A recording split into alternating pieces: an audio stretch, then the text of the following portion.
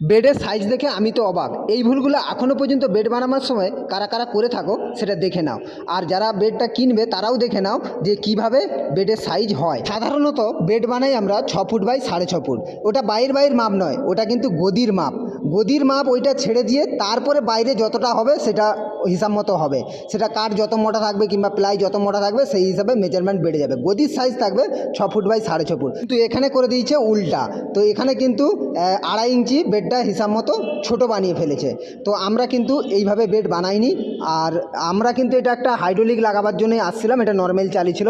আর এই যে গদির পেছনে যে হেডবোর্ডের দিকে রেস্ট, এটাও কিন্তু অনেকে দেয়নি। এই রেস্টটা কিন্তু দেওয়া খুবই দরকার। আমরা অনেক জায়গায় রিপেয়ারিং করতে যে দেখছি গদি কিন্তু নিচের দিকে পড়ে যায়। এই রেস্টটা দিলে কিন্তু গদি নিচের দিকে পড়ে না। তো সেটাও তোমাদেরকে দেখাবো আমি নেক্সট ভিডিওতে, গদি কিভাবে আটকে থাকে এরকম হাইড্রোলিক করে দিয়ে। এইরকম কার্পেন্টার রিলেটিভ ভিডিও আমার চ্যানেলে সবসময় আমি দিতে থাকি।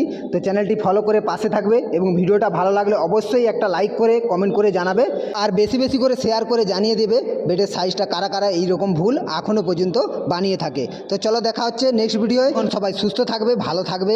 তো চলো, বাই বাই, টাটা।